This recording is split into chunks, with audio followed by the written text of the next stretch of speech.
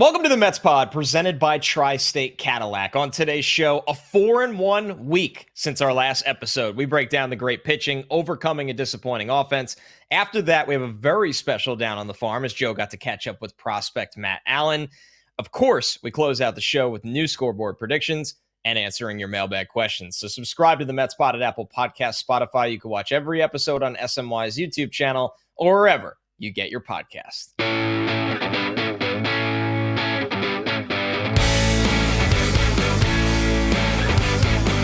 What's up, everybody? Welcome to the Mets Pod, presented by Tri-State Cadillac. Spring is the season for new beginnings, and it's the best time to get behind the wheel of a sophisticated new Cadillac SUV.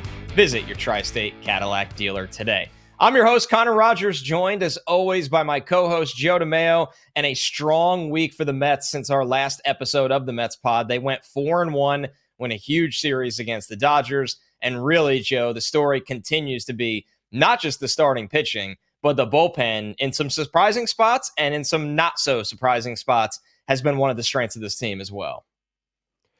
Connor, this is why I don't stay up for West Coast games. You and I were feverishly texting until what ended up being 1 o'clock in the morning because of just everything that transpired in that Friday night game. But now everyone knows why I go to sleep and don't bother with these late night games because it just never works out.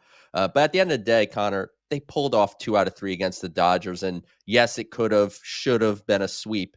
But anytime you have the Dodgers come into your building or you go into their building and you walk off with a series win, that's good in my books.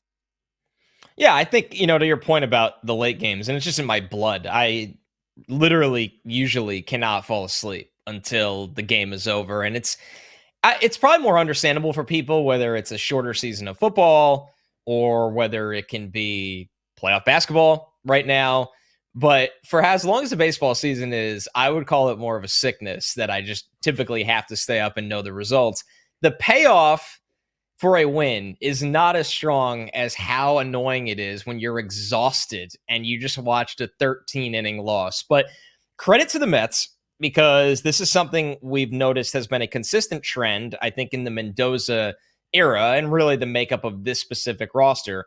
It feels like more often than not, when they have an incredibly disappointing loss, they respond exceptionally well and strong every single time. And what was a game the Mets simply should have won in the opener against the Dodgers on Friday night after such a strong comeback from them in the 9th inning and endless opportunities to get a runner in from third base to end the game because of how good the bullpen was. In a very deflating kind of way, the Mets lose. And what do? They respond exceptionally well Saturday and Sunday. And we'll get into the opener against the White Sox as well, which is kind of more of a weird game, especially against former Met Adrian Hauser. But sticking with the Dodgers series for now, Joe, there's a couple things here. One, Soto came through under the bright lights on Saturday. Bases loaded, 2-strike count, drives a double. Has he found himself as Juan Soto again? No, nobody's declaring that. But that's a big win against the Dodgers and a big bounce-back game where Soto had the big hit.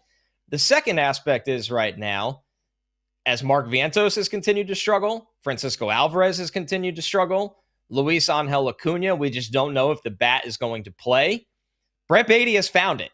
And Brett Baty has found it for a long enough stretch that not all of the fan base, but enough of the fan base is starting to believe with Brett Baty. And I think the bigger outline with Brett Baty right now, Joe, is that for the first time, it looks like the Mets, the manager, and all the way above him are starting to trust Brett Baty against left-handed pitching, which I think is the ultimate sign for a young player of growth. And we're going to see if Baty can really grab a hold of third base, because right now he's probably the only guy that feels like can play third base for the Mets right now with how bad Vientos has been in the field. But most importantly, the bat is really coming to life all of a sudden. Brett Baty just looks like a different player up at the plate. And I'm just going to put it this way. Yeah, the outs are hit hard. He is swinging the bat as hard as anybody in baseball. That double that he had over the weekend, he had an over 84 mile an hour bat speed on it, which for a comparison's sake, the highest bat speed on average in all of baseball is O'Neal Cruz of the Pirates, who I'm sure you saw this weekend hit 123 mile an hour home run. Stupid.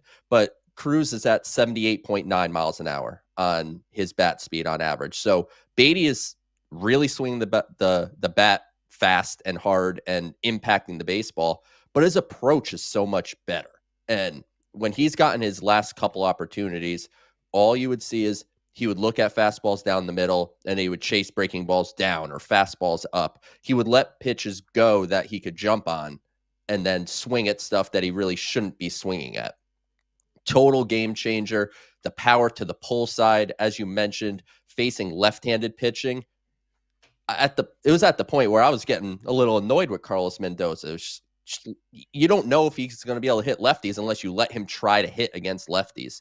And as you mentioned, on the defensive side of things, Mark Vientos, there's no way around it. He's a problem at third base defensively. He is, by whichever advanced defensive metric you want to go with, the worst defensive third baseman in baseball right now. For me, I don't want to see him playing third base unless it's an absolute necessity. Brett Baty should be playing third base every single day, other than, the occasional day off or whatever that normally happens throughout the marathon of a baseball season. I want Brett Baty's defense at third base. And frankly, his bat is better than Vientos' right now as well. Yeah, that's the difference here. And it feels like we've gone from anything the Mets got from Brett Baty this year would have felt a little bit like house money. And I think that feeling has left because they haven't gotten much of anything from Vientos, who is almost pigeonholed into a DH spot right now. When he's out at third, you're holding your breath. The entire approach at the plate, forget just the power, but it's really everything right now for Vientos is a problem where Vientos was counted on heavily coming into this season, rightfully so, after what he did from last year. And it's been, now with a little bit of injury this week in a good game against the White Sox, but we need to see a lot more. The Mets also haven't gotten anything from Brandon Nimmo. And they've had a slower start from Soto. Lindor and Alonso have come back down to earth a little bit. They're still star players, and they've also bounced back upward. But you can't have a two-man lineup. And even if Soto gets back to being himself, you can't have a three-man lineup. So all of a sudden, Brett Baty and a guy like Jeff McNeil become really, really important to this team. And I think it's going to be a really pivotal June for Brett Baty, because June to me is hey, you either hold on and never let go, or you kind of go back down to earth, and you're coming back down to earth is not like Lindor and Pete. It's hey, this guy's not a major league player. So this is a massive, massive moment in the young career of Brett Baty, and it's good to see the Mets kind of, I think, playing it right, Joe, where they're starting to trust him more against lefties, but they're also not throwing Brett Baty in the two-hole, which I don't know if we're that much further away from that opportunity, but they're not throwing Brett Baty in the two-hole and saying, hey, we're going to put you in the biggest spots of the game right now. But I guess is a trickle effect to, we're going to have to start experimenting in the two-hole and throughout the rest of this lineup soon. Mendoza is, I think, handling the Brett Baty situation absolutely correctly, keeping him down in the order and just letting that confidence build over time. And, if he keeps doing this, as you said, through the month of June, then he's going to have no choice but to move him up the lineup. But I will say, when the Mets moved Juan Soto down to the 3 spot, I actually like the idea of Brandon Nimmo batting second. That goes back to the whole conversation that we've had surrounding him. Does him being in a spot where it's almost a requirement to drive in runs, is that negatively impacting how he's going at his at-bats, where if you bat him second, he's back in that table setter type of mode? And Joe, as the Baty-Vientos conversation kind of continues to churn away here, there's about to be a Francisco Alvarez, Luis Torrens conversation that I don't think any of us really, wanted to have this year. It's an odd one, right? Because we're not just sitting here and going, Alvarez has been so bad, try anything different. Torrens has been so good on top of Alvarez's struggles that's how this door has opened. And it's not just defensively for Torrens. We've seen his approach at the plate. He's somebody that is just showing he knows how to come up in a big spot. And I understand the tough Friday night double play, but besides that, Torrens has had a lot of big moments this year. You see right there, if you're watching on YouTube, like 347 on base that's big time for Torrens right now. I'm very mixed right now on Alvarez, Joe, because I can't sit here with a straight face after you and I were the guys to tell you, I don't know what, 2 months ago, Alvarez with the broken hamate bone is not going to be the guy you're all hoping for as soon as he comes back. There's going to be strength issues. It's going to take a little bit. I feel like we were lied to a little bit when one of his first hits upon return was an opposite field home run. Now looking back at it, on the other side of it though, Joe, it's not just the lack of strength because of the hamate injury. There is just a clear multi-layered problem at the plate right now for Alvarez, whether it's hitting the ball on the ground, not having power, not working counts like we know he can do. And then defensively, Alvarez is fine, I think, behind the plate, but Torrens and Senga, to a point, are better typically at consistently throwing to second base. And I think they're so good that puts Alvarez in a tough spot. But here's the thing. For most teams, because he's so talented and he's still so young, you ride this out with Alvarez throughout the year. And we've seen so many teams across baseball with young catchers that have really, really disappointed early on. Just ride it out for years because that's what you do. The Mets, and this is a luxury now being a Met fan, are a team that has bigger aspirations than just player development. They want to win games. They want to win the biggest games. And if a guy is producing in one spot, he deserves to play more, whether that kind of takes a step over some player development or not. And then also maybe, Joe, maybe the best thing for Alvarez right now is split duty at catcher between him and Torrens, where he needs more time rather than just trying to constantly work through issues, which is what it's felt like now for about a year and a half with him, both physically with injury and both mentally in terms of constantly changing approach. Connor, I was 100% convinced that Luis Torrens was hitting a sac fly and walking off that game Friday night. You couldn't have convinced me otherwise. Obviously, that one didn't work out, but just flat out, Torrens has been better than Francisco Alvarez, and by a wide margin. Yeah, by a real significant margin. And Carlos Mendoza playing Torrens 2 and then Alvarez playing 1. I think that's a sign that the tides, I'm not saying are turning to the point where Alvarez is now Torrens' backup, but when Alvarez was working his way back, I remember us answering a mailbag on this show, and someone asked, how do we think the playing time will be divvied? And I think we were like 60-40 Alvarez, something like that. I think that's going to flip. I think Torrens is now in a position with the way he's performing, both offensively and defensively, as you mentioned. He should be getting the bulk of playing time, and Alvarez split time and kind of just flip it the way you originally envisioned. And as far as Alvarez's approach at the plate, one thing, he did change his swing, change his mechanics. He is generally shorter to the ball this year than he was last year. It's not as long of a swing, but he's really struggling with velocity. That's what it comes down to. And coming up through the farm system and early on in his professional career, when he hit 23 home runs as a rookie, Alvarez punished fastballs. And it was the breaking stuff and off speed that would get him off balance. He's struggling with velocity right now, and that's not a good sign. So we're not out on Francisco Alvarez on the Mets pod. But as you mentioned, Connor, this is a team with aspirations to go to the World Series, not just be a contender, not be a playoff contender, not try to get a wild card. They want to win the NL East. They want to win the NL, and then they want to win the whole thing. So that means throughout the season, you have to a degree, put player development and growth just a little bit to the side and give the opportunity to whoever is performing the best at the moment. And whether that's playing Brett Baty every day and Starling Marte is just hardly playing baseball, so be it. If that is Torrens catching and Alvarez just kind of being a pseudo backup temporarily, great. And you know what? Maybe this lights a fire under Alvarez, and we circle back here in 3 weeks from now, and Alvarez is hitting, and all of a sudden we just get back to the way we hoped it would be.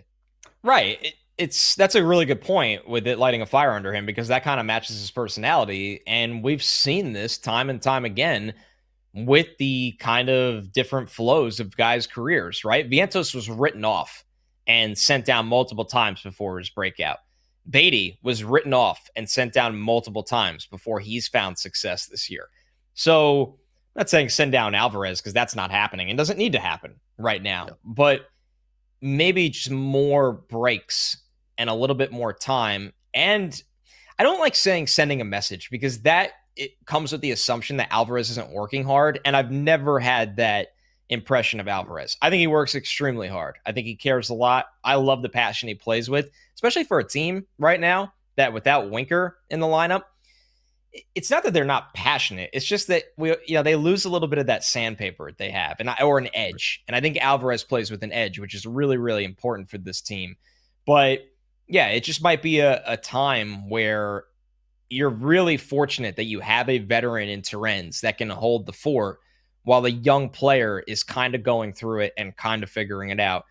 And this happens across the sport with every single team. I mean, there are so many different young players in the sport, especially at catcher. I notice it the most at catcher in the league more than any other position because there's so much on your shoulders. And then when you have another thing thrown on that is coming back from an injury that affects your overall strength, that's a lot for a young player right now. And I would preach patience with Alvarez from the fan base, but I would also encourage more opportunity for Torrens for the Mets to get them through this patch right now. So a lot going on this team. One thing to put a bow on this conversation for the week that was, Joe, we do have to mention, just to give another tip of the cap to the pitching. My number one thing from the week, and I text you about him all the time, how much he drives me nuts, but almost in a funny way. Edwin Diaz has been remarkable lately.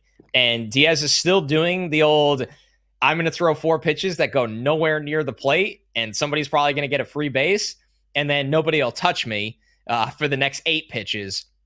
It's almost a necessary evil with Diaz, I guess, when you have that level of stuff. But more credit to Diaz right now, Joe, because my frustration, and this could have been out of his hands at times, it felt like the Mets were using him. And I think when you have a $100 million reliever, I don't agree with this method as a strictly closer rather than the ultimate weapon out of the bullpen, which I think is when Diaz is at his absolute best and changes games for the team, not just closes games. I saw the ultimate weapon come into play multiple times over this 5-game stretch, Joe, that I think the Mets need from Diaz throughout the real hardcore stretch of the season and that they'll get from him. And the key, Connor, is that the Mets have other options. So you don't have to reserve Diaz for the 9th inning for save situations. You could put Ryan Stanek out there. You could put Reed Garrett out there, as the Mets did the other day. You could put Huascar Brazoban out there. So they have options.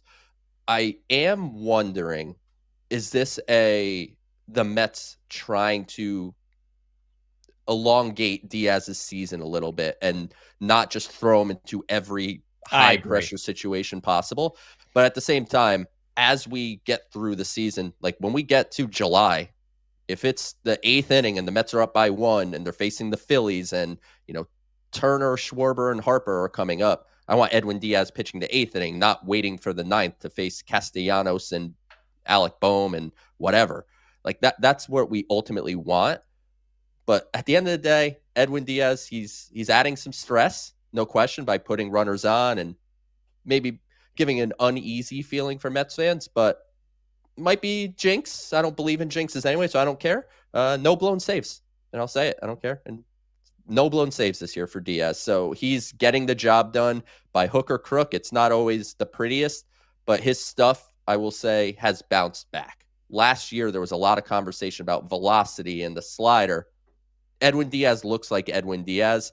Now we just need that to change from the first batter on, because first batter, as you mentioned, Connor, it's 4-pitch walk, guys on base, next guy strike out on 3 pitches. Just a bizarre way to go about it, but as long as it's working, I guess I can't be too upset.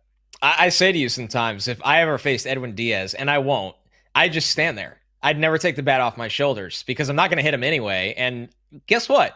A lot of major leaguers aren't going to hit him anyway either.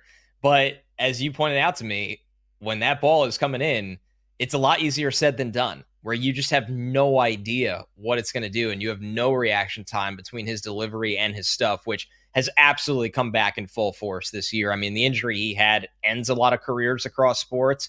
So Diaz just needs a little bit more time, and we're seeing the best version of him. Speaking of a guy that has bounced back from significant injuries, Joe got to catch up with Mets prospect Matt Allan on everything he's been through and on his awesome 2025 bounce back year so far. Take a listen. And I'm joined now by Brooklyn Cyclones right-hander and Mets pitching prospect Matt Allan. Matt, appreciate you joining us. Let's go back to the 2019 draft. You were considered the top high school pitching arm in the class. You had a strong commitment to University of Florida. Can you talk through those couple days of really deciding, are you going to turn professional or are you going to fulfill your commitment to Florida? And what was the ultimate deciding factor in getting you to sign with the Mets to start your professional career? Sure. Yeah, definitely. Thank you for having me. And yeah, I think ending my high school season, I knew that I was, one of the top pitching prospects, whether it be, high school and college, both, whatever. And I think I had an expectation that I would be picked at some point in the first round, but really draft day comes and you never know what's going to happen because there's guys that take deals. There's guys that, are picked at unexpected times and, just different things happen. And so you have to be ready. And that was one of the things that Boris did such a good job of letting me know was just like, hey, just be prepared for everything. But, you know, you did everything you could, right? Like it's out of your hands at this point. And, one of the things going into the draft was I had like what they call an asymptomatic elbow where I had a pre-existing injury with my elbow, but I just didn't know it and never felt anything. It didn't bother me. But when I got my pre-draft MRI, that was one of the things that deterred teams in, the first round because it was just at that point I was a ticking time bomb. Um, and so all, factors considered, it was a hard decision just because of my strong commitment to the University of Florida, and academics has always been something that's very important to my family and I. There's life after baseball and you have to be ready for that. You have to know who you are and what you want to do. And I believe, and my family believes, that school is such an important part of that. But ultimately, like looking at all the factors, talking to all the people in my corner, again, I'm so fortunate with just everyone in my corner. Just I was strongly advised that, hey, like you could be great and go to college and, not have an elbow injury for a long time and possibly get picked, very early in the draft when you're a junior, or you could possibly blow out early on your junior year, and you just never know at that point. And so, yeah, I decided that, all things considered, it was best to get into a professional organization, especially a team like the Mets, and their background with developing pitchers and just how well they do everything. And just it ended up working out that, my elbow hung on for a couple of years, and then 2021, that was kind of it. But I had a pre-existing elbow injury, and that was a big issue in the draft. So obviously it's been well documented, but for those listening and they don't know your story, the physical setbacks that you had. So after being drafted in 2019, 2020, COVID cancels the minor league season. Then you have Tommy John surgery, as you said, in 2021, then nerve transposition surgery and a Tommy John revision. So Right. physically, all that happened. Mentally, though, how did you get through these past few years and just continue to grind through the rehab? And were there points during it where you questioned if your arm was just ever going to bounce back? Definitely. Yeah. I think first and foremost, I had to focus on my faith. I kind of felt like in the beginning of that process, like I was the one that was bearing that burden. I was the one that was going to get through it. And it's, I was just shown kind of throughout different examples and just throughout just such a long process. Like I needed to lean on my faith and I needed to lean on the people closest to me. I didn't have to do this alone. And I think that's a big part of rehab is being able to lean on your resources, being able to lean on your family, lean on your faith, lean on the staff. And it took me a while to accept that and, just feel like that was okay and not like I had to do it all on my own. Um, but yeah, I mean, mentally it was very tough. Even towards the end, like even when I knew I was healthy, it was questionable for me. Like, will I ever return back to 2020, 2021 Matt Allan, where I felt like I was on top of the world? I felt like, I could conquer anything at that point. I could strike anybody out, right? I was so confident in myself. And aside from just the physical setbacks and just the things that happened throughout the process, definitely mentally it was so tough. And I had to lean on my family. I mean, my family's like one of the biggest reasons I'm still playing right now because they really carried that weight when I wasn't able to myself. When I felt like um, it was time to throw in the towel, they were the ones that kept me going to be like, hey, like just see it through. Like you never know what God's plan is. And thankfully, I'm here right now. But yeah, definitely it was a mental grind. And I think for a lot of people in rehab, it's different mental hurdles at different parts of the process, whether it's, will I be able to play catch pain free? Will I be able to throw 90 miles an hour? Will I be able to throw, off the mound? What's going to happen when I face live hitters? It's tough when you're going through rehab and you see guys have setbacks at different times. It's tough when you see guys who you were doing the process with and they maybe have to have another surgery themselves at a different part. Maybe they're all the way out and they have to have a surgery, another one, or some type of major setback, not just like a week or two.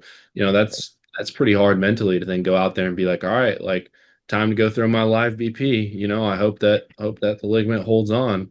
But at that point, biggest thing I realized is I just have to have faith in Dr. Meister, have faith in faith in God that I'm doing the right thing. I'm doing my process. I'm on the right path, and it's really out of my hands. Like I've done the hard work, and now it's just time to go.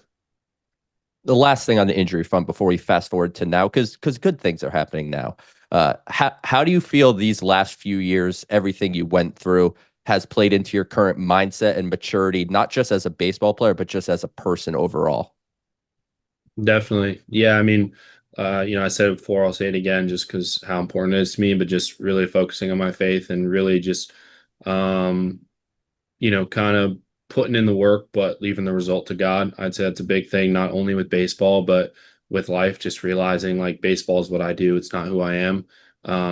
And just, I think that was like a big part of rehab was realizing that again, there's life and joy and all of that past baseball. But, um, yeah, I would say it's totally transformed like where I'm at right now, the kind of person that I'm at, just the resiliency that I have. I feel like I'm the most complete that I've ever been, even though right now there's aspects to baseball that I'm like clearly struggling with just because of, missing part of the game, right? Like missing however many years it was. But what rehab taught me was just all about delayed gratification and being able to put in the work and not see results for a little bit or even a long time. But it's just getting that 1% better every single day, like just not trying my best not to get discouraged by a bad outing or by walks or by hit batters or getting hit around, whatever it is. It's just understanding the delayed gratification with baseball and really just being thankful. Like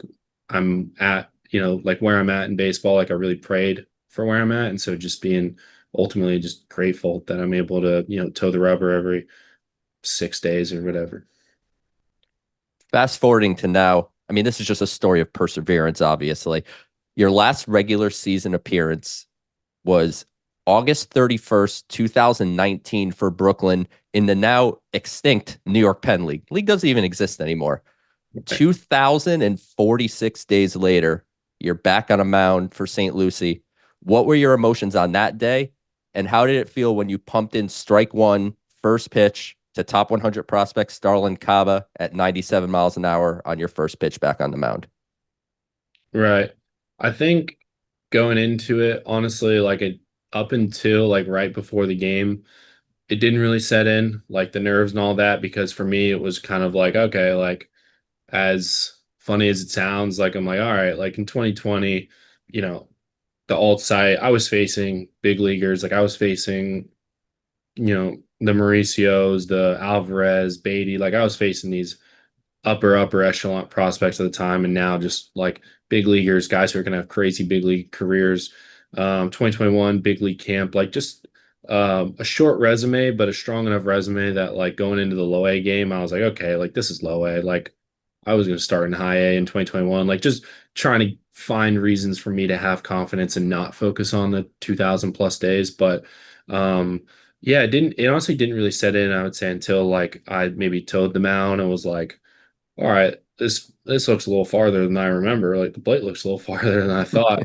Or, just whatever. Like, oh, the stands are there's more people in the stands than I was expecting, or whatever. Just those little things that kind of set in. But after strike one, that's a big thing. And after I threw strike one, I was like, thank God, and all right, let's go. Like it's time to roll.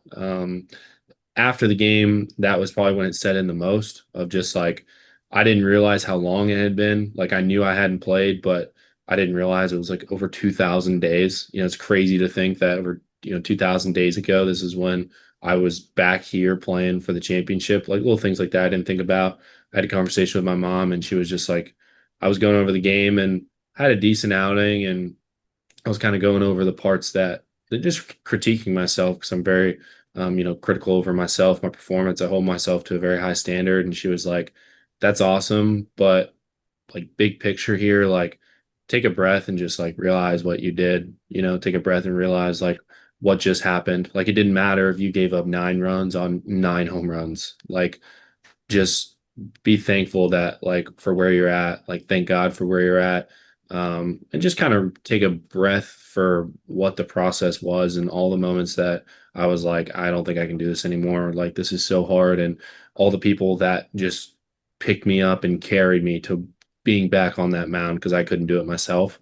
Um, it was a really big deal. But again, like just the competitor in me was like, all right, it's time to win. Like these games count. These are no longer backfield. You can throw, the spring training games, like you get pulled from the inning or they, Right. if you are on a pitch count, they, end the inning quick, whatever it is. Like these games count. Like you get stuck out there, like you're on your own. Right. And so I was just ready to compete. So you mentioned back when you decided to sign with the Mets, part of it was the history of developing pitching. And while true, I think it's taken even a bigger step forward over the last few years with the introduction of the pitching lab and under Eric Jagers. Honestly, the Mets are building a pitching factory at this point. What have you learned most from your time, I guess, specifically at the pitching lab, but mostly from the pitching infrastructure that the Mets have in place? For sure. I would say like the biggest difference is when I first got drafted, my first couple of years, we had good prospects, but maybe because the information was so new on analytics and everything, it was like throw the Garrett Cole, ride fastball and throw the Garrett Cole like downer curveball. Like that was it. It was like this is the tunnel you're looking for, like this is the future. And the game adjusts, and I think that's probably the biggest thing the Mets are so good at is they adjust with the time. And I think right now, like the biggest difference between now and before is just the message that they're preaching that like if you're with the Mets, you're nasty. Like they don't draft guys, they don't sign guys, they don't trade for guys that aren't nasty. So first and foremost, like you're under that umbrella of being nasty, like believe it. Second thing is fill up the zone. Like that's my first year. I remember when I got to Brooklyn, like I showed up fresh out of, the GCL, fresh out of high school, and I get there and we're playing, I think the Staten Island Yankees, and they just hand me a booklet of all the hitters and all the heat maps and all this information. And it was great, but I had no idea how to digest that. I'd never seen that before. Never understood like how does this apply to me? And the difference now is at least at these levels, like low A, high A, I'm not sure about the further levels. It's like, hey, it's 90-10. It's 90% your stuff. It's 10% their game plan. Like they have to chase you. Like they need to get a hit off you. Like you don't need to pitch to their weaknesses. Like you guys are nasty. And I think that's what you're seeing with the org right now is, I mean, we're leading in so many different categories because of the message that's simple. It's like you guys are nasty, believe it, and just get in zone. Like the two categories that are preached the most are first pitch strikes and race to 2K. Like how fast can I get to 2 strikes? Those are the two most important things. Obviously, you have a little bit of pitch design and stuff like that, but I would say like the meat and potatoes of the message is like, hey, get in zone. Like let's show you the stats on how much more successful pitchers are when they are in zone and they attack.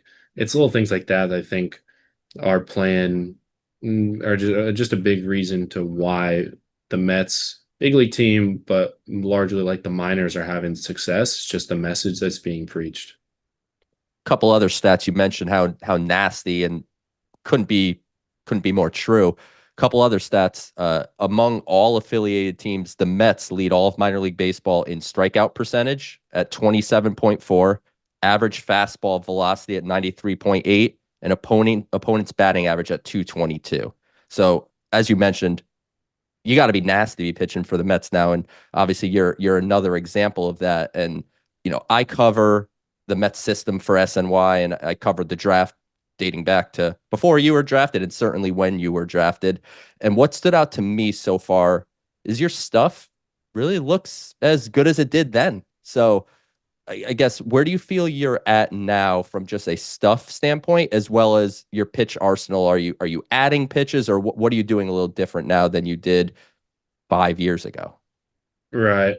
Like I mentioned before, the game is always adapting. And so as you've probably seen, like average fastball has increased in the minors and majors all over baseball in terms of like the average fastball is it's just increased. And so you kind of have to keep, like I said, keep up with the time and keep up with the stuff. And that was just a big thing coming out of rehab. I realized was I have good enough stuff right now that I believe I could make it so far, but I want to make it to the big leagues. And I want to have a successful big league career. And so I added a cutter, working on a slider right now. Those are two pitches like I've never thrown before. Gone a little bit away from the curveball. It's one of those pitches since surgery, like I just haven't had as good a feel for.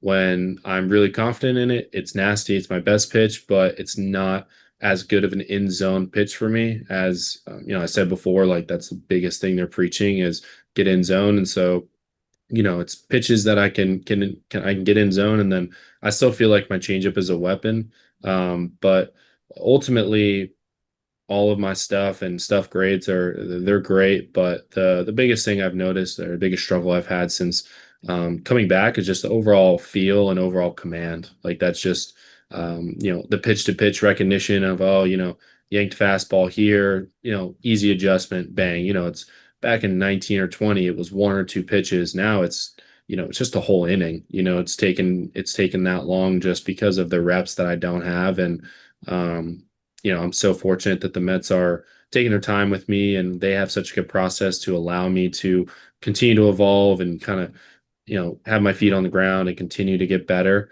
But yeah, I mean, I feel like my stuff is as good as it's ever been, and still not even close to as good as it's going to be by the end of the season, just because I don't have the same feel that these other guys have.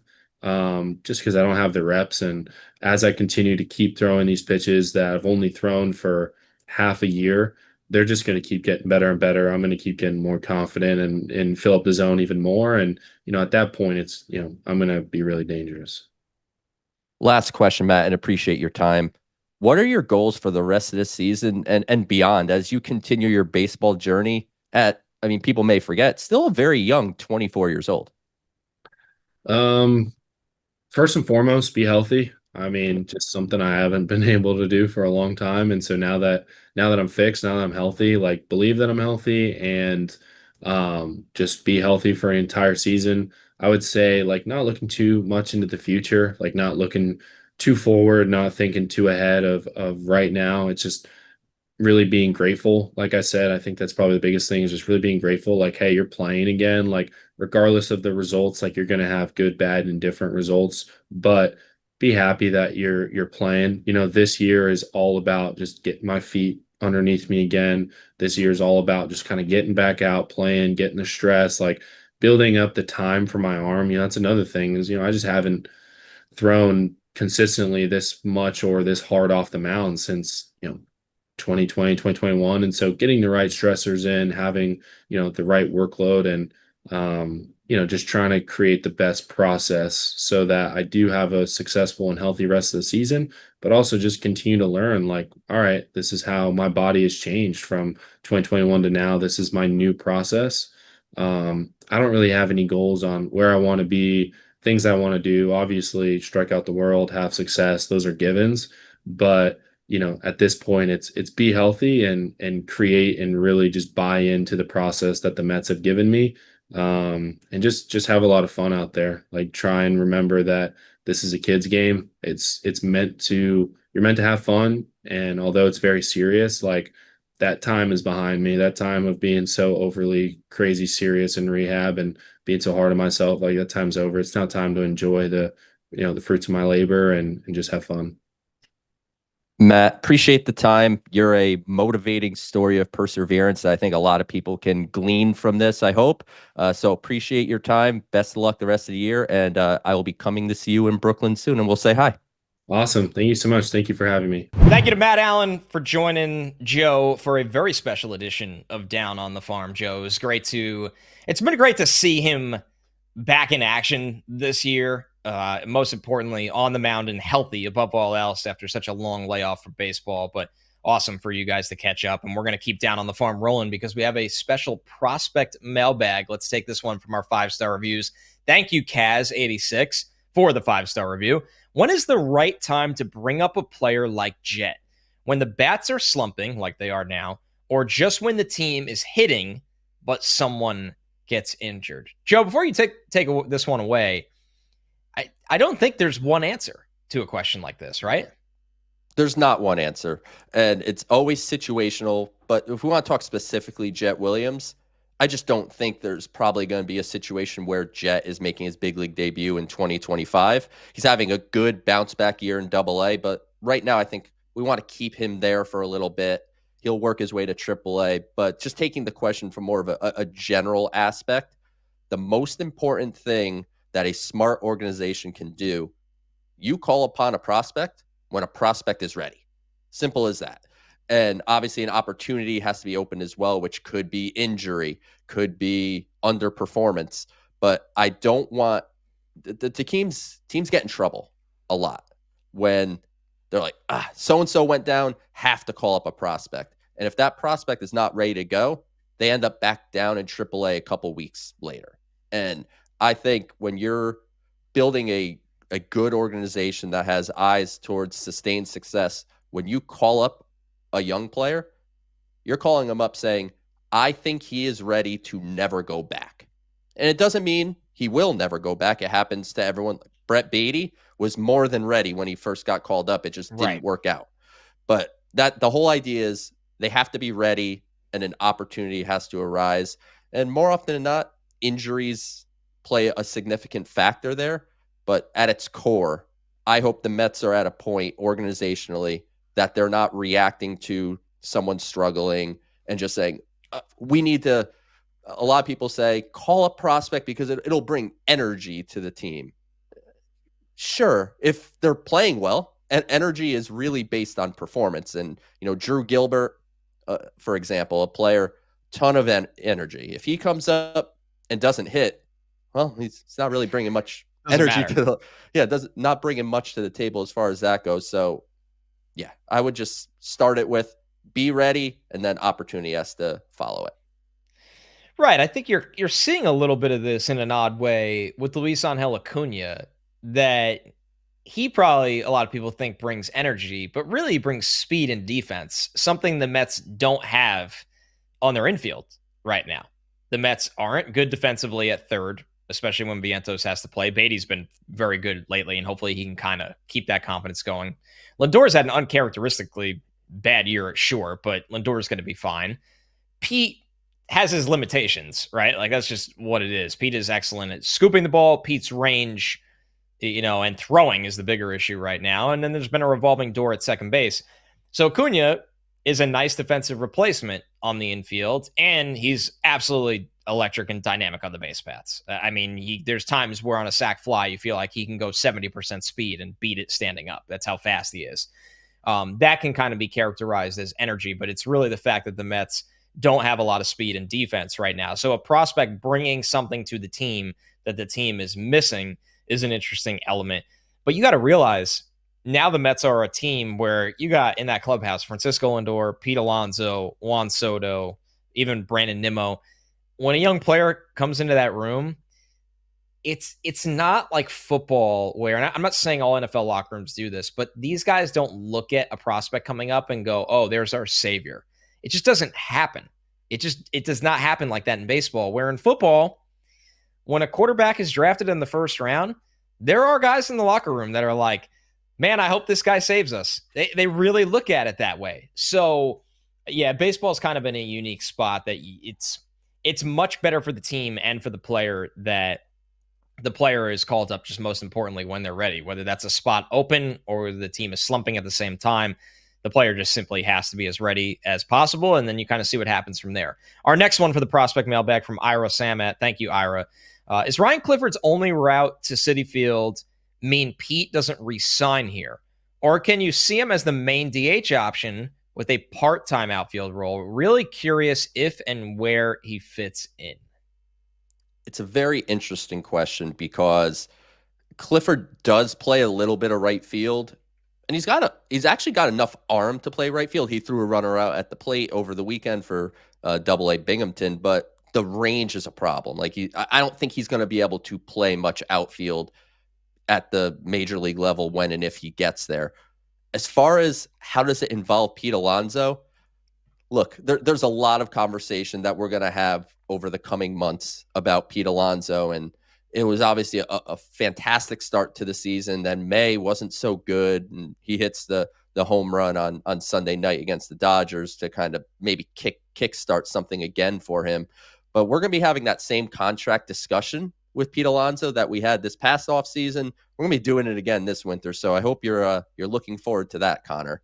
But whether Alonso is whether Alonso is here or not, Ryan Clifford could earn an opportunity here. And maybe it's not Ryan Clifford as the primary DH. Maybe it's Pete Alonso spending more time at DH. I think that could be a possibility. But Clifford, he still needs to get more consistent at the plate before I'm looking at him as the heir apparent to Pete Alonso. If he were performing like Jack Caglianone, we'd be having a little bit of a different conversation. But Clifford's been much better in May. Things are starting to look a little more normal. But he ultimately, to me, is projecting as a low average, good on base percentage power hitter. And you just have to figure out how that fits, because I think personally he's first base only.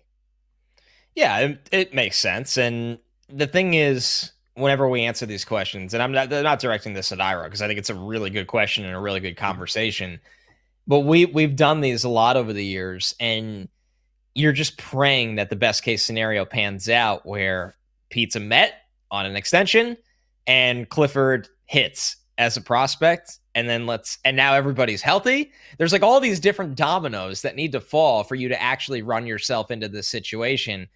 And if you truly do, well, then like you said, Joe, you probably kind of move the puzzle pieces around differently with the rest of the team, that maybe Pete's DHing, maybe Clifford's playing first, other way around. You'll see kind of how it fits.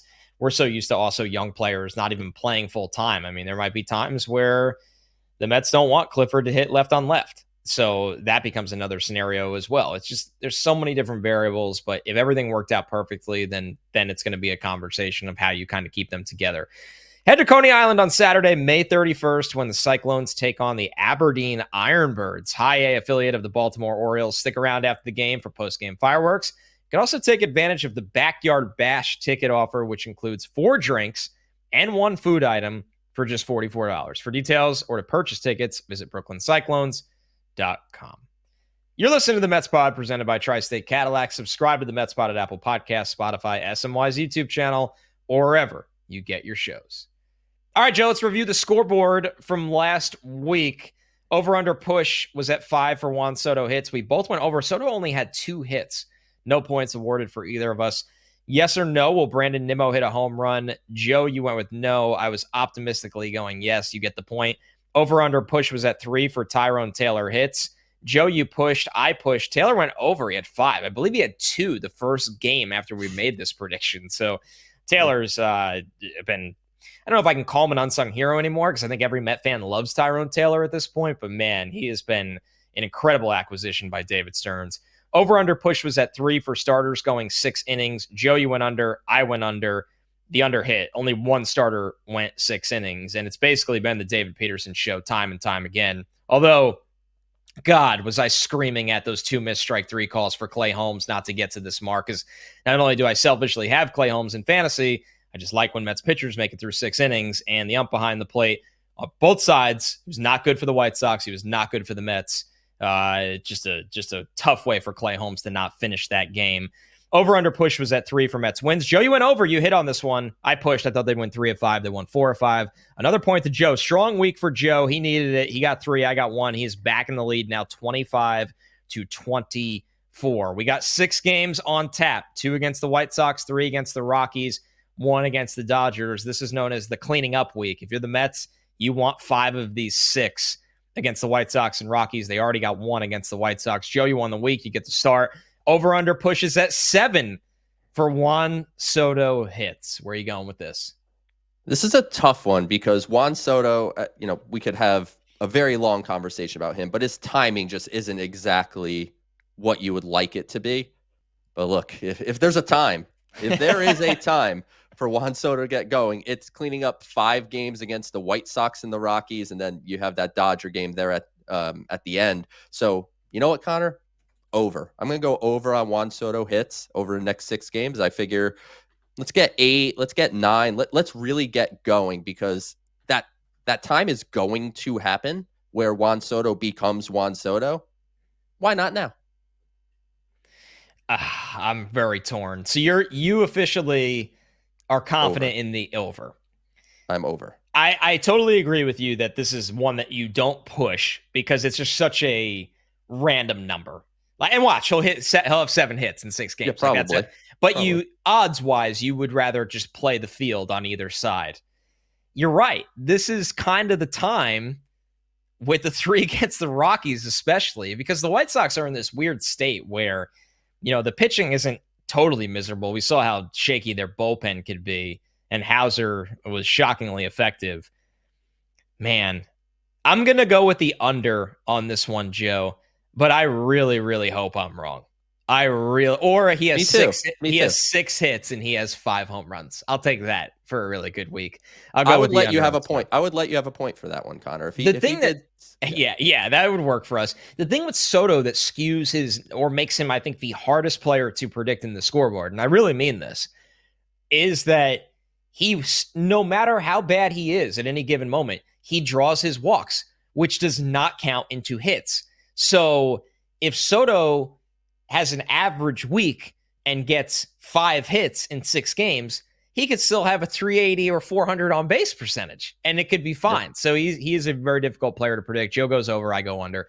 Yes or no, will Shohei Ohtani hit a home run Monday, June 2nd? I mean, I'm going to take the no because, once again, besides Aaron Judge, anytime home run bets are set, very much in terms of plus 250 and beyond. Now, Ohtani's in a pretty unique territory.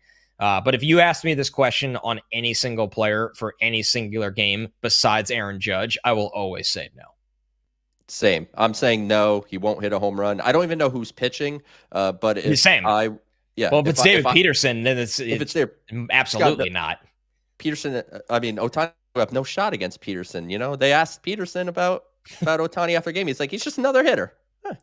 In a way, that's true, I guess. But I'll say no. Ohtani will not hit a home run specifically on Monday, June 2nd.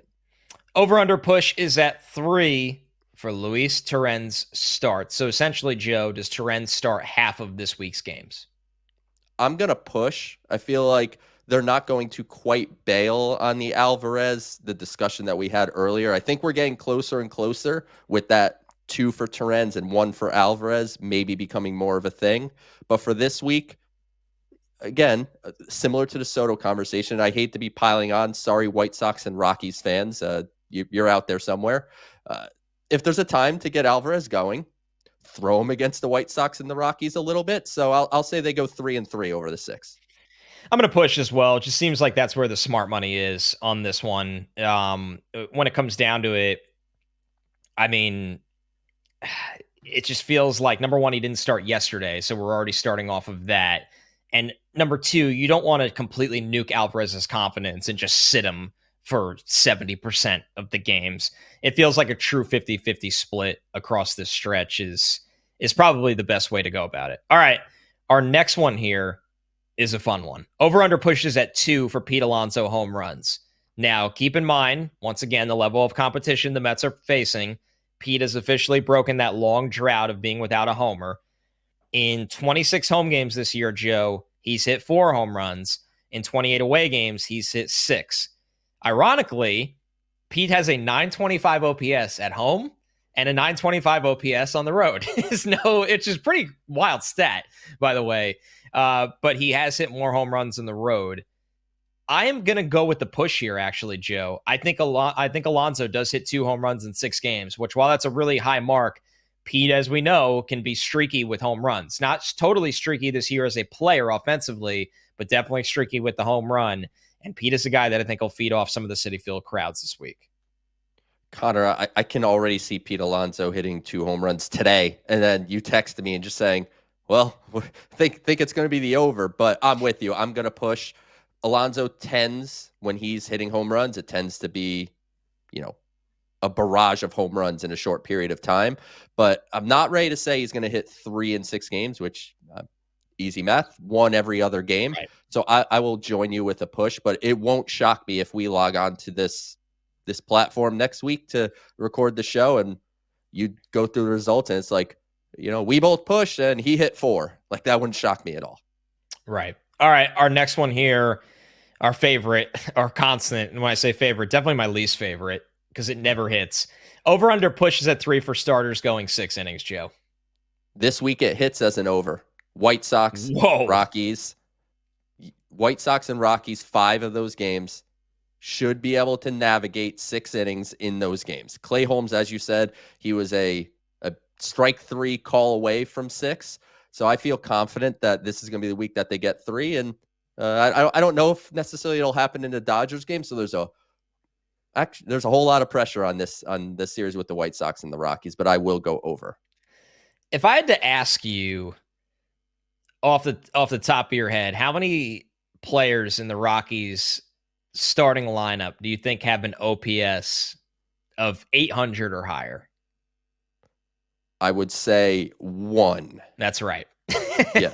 That sounds. It's Jordan Beck, a player in really the second good young year. player. Really good young player, former first round pick. He's been one of the bright spots of that team this year. But after that, I mean, Hunter Goodman's been a nice player for them. Their young catcher who plays a little bit of every way, a little bit, not just catcher. They want his bat in the lineup. Ezekiel Tovar was hurt for a while. He's playing pretty well of late too. But yeah, the Rockies, let's just call it what it is. They're pacing to be the worst team in the history of baseball a year after the worst team in the history of baseball's record was set. Which is just remarkable. Let's hope they don't figure it out against the Mets. I'm going to push here. I know it's 6 games. 5 of them are against absolute, subpar at best. And that's not even describing it right. Competition. But I don't know. It just feels like the Mets, no matter what, even yesterday against the White Sox, it's like the one time where, Clay Holmes deserved to finish that game. And then the ump goes against them to not get through that. I'll push here and say they do it in half the games. The starters going 6 innings. Over under is at 4.5 for Mets wins. Joe, I'm going over. I said the Mets win 5 of these 6 games, which might seem like a really, really dangerous line to push, but I expect the Mets to win 5 of these 6 games. It's a very dangerous line to push, even though these teams are subpar. That's the word we're going to go with. These subpar teams. We're being nice today. You could win a game on any given day if they're getting paychecks too. But I'm with you. I'm going over. I think they make a statement against the White Sox and the Rockies, and they're going to lose one of the games probably, and just go ahead and take care of that one game against the Dodgers on the back end. Whatever happens in the series after that, so be it. But yeah, I'm with you, over 4.5, and that would be, what's that, a 9-2 2-week stretch? I think we'd sign up for that. Well, it's, look what the Phillies did when they played, I believe, both of these teams, the White Sox and the Rockies. The Phillies had a 9-1 stretch. I don't think the Mets necessarily matched that and go on this 9-1 heater, but even if the Mets win 5 of 6 against the White Sox and Rockies, I think the Mets are highly competitive against the Dodgers, especially with all their pitching injuries. So this is one of those ones where, like, in your head, you're kind of sitting there and going, yeah, the Mets probably win 4 of 6, but you'll be so mad at yourself if they win 5 of 6 and you didn't take it. So you just have to ultimately take it here. And it's smart of our producer, Jeff, to make that just an over under 4.5 and no push at 4. Very smart. We both would have probably went with the push. So yeah. All right, let's close out today's show with the mailbag. Thank you for the 5-star review, Diener93. Maybe this is more of a psychology question than a baseball question, but why is the story every time a huge free agent comes here and struggles that they hate it here? It happened with Beltran, happened with Lindor, but then they ended up thriving. Why are we all so quick to play armchair therapists with Mets top free agents when they arrive? And it is our scrutiny just adding to a narrative that already insists upon itself to begin with? Diener, this is a great way of framing the question, because I am wildly frustrated by this entire Juan Soto conversation. And I'm not frustrated that it's happening, because if a player signs the biggest contract in baseball by a wide margin, it's not just that he's in New York, it's the Mets. He left the Yankees. These conversations were always going to happen. Why I'm frustrated is how little the combo has been about baseball, how little analysis you actually get of, and I'm talking big picture. I'm not talking about Mets pregame does a great job and the Mets booth does a great job, but I'm talking about the national conversation. Is Juan Soto out in front of things? Are there mechanical things? Is he just off on timing? What was the moment like when San Diego, when he went through this similar stretch, rather than just Juan Soto's not happy, he regrets signing with the Mets, everything's awful. It's just very ridiculous, and it just jumps through absurd conclusions where Juan Soto is a guy that has had a lot of success throughout his major league career. Most guys that are as serious and have expectations for themselves as high as Juan Soto look happy when they are living up to their expectations. And when they are not, they are going to look frustrated or at times even defeated. So, and I think you and I look at this, and a lot of people that listen to the show look at this differently, Joe, because we've all been Mets fans long enough that we lived it with Beltran. We lived it with Lindor. I mean, I know there are a lot of people that have brought up Mike Piazza's start to his Mets career. It's not easy. It happens. And that's why you saw Pedro Martinez send that tweet about Juan Soto of there's a human element to this, and sometimes it just takes time. So I think the conversation has been magnified and amplified this way because I'll call it what it is. There is a large contingent of baseball media that is observing this from the Yankee lens, and the Yankee lens defaults back to, well, this didn't happen with the Yankees last year. Maybe he should have stayed with the Yankees. And that's fine if you feel that way. But to say that's the only thing going on here is just extremely short-sighted and honestly just poor form of constant conversation. And it doesn't help that some lies are being made up too, but that's the private plane thing wasn't, that's just ridiculous. I mean, if you believe that, you're even more ridiculous. Exactly. But look, I won't pretend to be able to identify people's behavior, but that is a big conversation point about Soto is, does he like it here? Is he happy? Look, he doesn't look like the happiest. It's because he's not playing like Juan Soto's capable of playing. And you're starting to see a little bit of that outward emotion, slamming the bat after a bad strikeout. Like, you don't want to see players doing that, but it at least gives the visual idea to people that have a problem with just the way he's carrying himself. Okay, he does care. He is frustrated because in a way, very similar to Beltran, everything is nonchalant with Soto. Yeah, that's because a good point. He's so good. And Beltran, everything was nonchalant. But at the end of the day here, Juan Soto, I think, is perfectly fine with the decision he made. He's just not perfectly fine with the way he's performing. And at its crux, that's what this really has to come down to. I can't tell you exactly what's going on in Juan Soto's head any more than you can make your own guess. But to me, this has been magnified in a significant way. And, part of it was playing the Yankees too, right? Like just very recently playing the Yankees. So now it became more of a national conversation. But man, I struggle with this kind of stuff. And I think Mets fans and baseball fans as a whole, when it comes to these big contract players, are very quick to just to point out things and look for reasons to say this is the case. I believe someone tweeted in response to us the other day. I can't remember who it was. And this is not a ding at them. It's just a question about after Alonso hit the home run. It's like, why wasn't Soto there celebrating? And he stood there and gave him a high five and moved on. So it feels like a narrative is trying to be created here. And if Juan Soto was hitting had a 890 OPS, a 900 OPS, and had some of the similar personality traits, I guess, during the game, would we really care? No, that's exactly right. And that was Ira that tweeted that at us, who asked us Okay, it was really great Ira. Yeah. questions. And we always have good combos with Ira. And to his credit, he was like, I was at the game and I was just looking at home plate.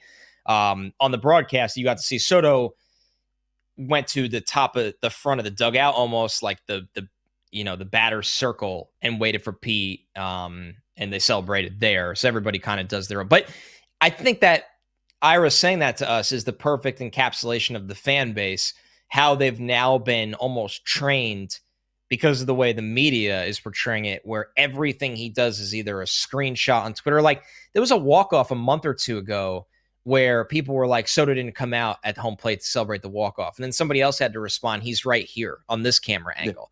And it's like that. And it's ridiculous, but that's honestly what the Met fan has had to deal with, that there's just these things. The reality is, and not all Yankee fans feel this way, I won't put them all in one bucket.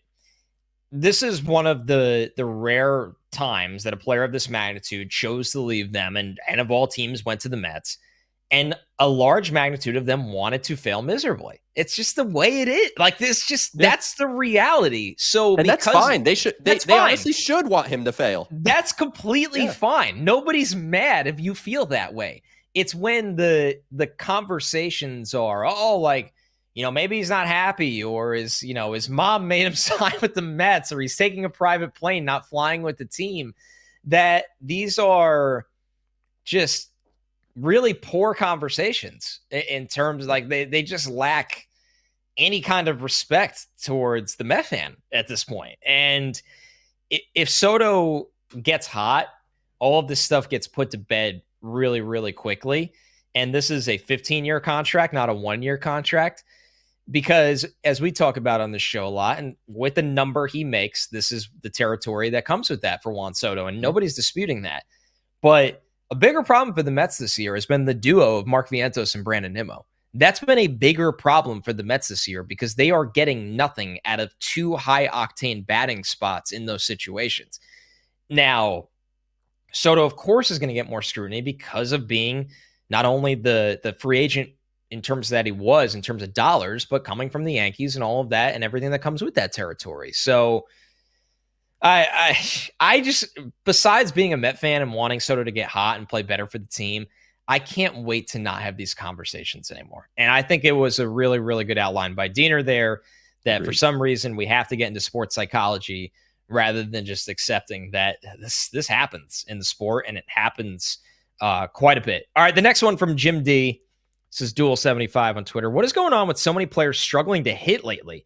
Is it an approach issue, or are guys trying to do way too much each at bat? On a positive, it's great seeing Baty hitting.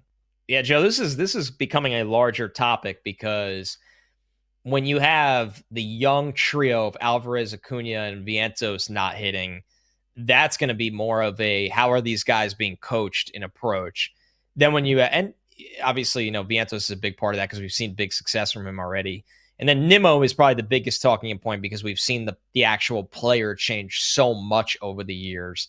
So it's a great question. And in this sport, there's not a lot of buttons you can press for change, because the roster is typically the roster, unless you have all these guys ready in the farm system coming up, that we're not there yet. But at some point, there will be an Eric Chavez question. I'm not saying he'll be on the chopping block and needs to be fired, but there will be a question of what is actually going on with the Mets in terms of these guys not performing near expectations in this lineup. If this stretch, the more this stretch of offensive struggles expands, the more the conversation's going to hone towards the hitting coach, Eric Chavez, like you said. And it is a lot of approach. When I watch, I don't think there's a whole lot of trying to do too much. I don't think that's so much of a thing.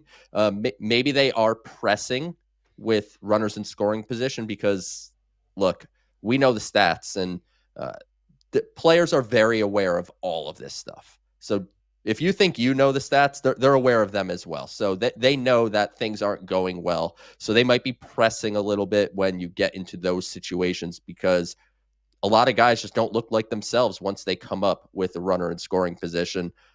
I think it's an approach thing, and it's also just, I hate to say it because it seems almost like a cop-out in a way, you're going to have struggles throughout the season. There's very, very few players on the planet. There might be like 2 players on the planet that don't go through any struggles offensively. And the Mets just bad timing to have them all struggling at once.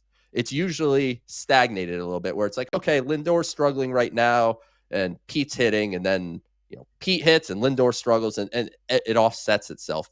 Right now, it's a culmination of basically the whole lineup, sans Brett Baty, Luis Torrens, and, you know, Jeff McNeil, I think, is having some great at-bats over the last couple of weeks. So I've been impressed with him as well. But when you have everyone struggling at the same time, that's not a recipe, especially when you have the type of players that the Mets have at the top of the order to have some offensive success.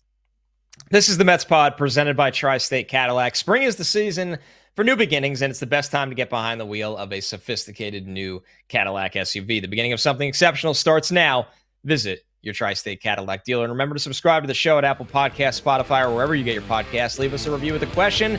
We'll look for it for a future mailbag. And of course, you can watch every episode on SMY's YouTube channel. Please become a subscriber over there as well. Thanks so much, everybody. We'll catch you next week.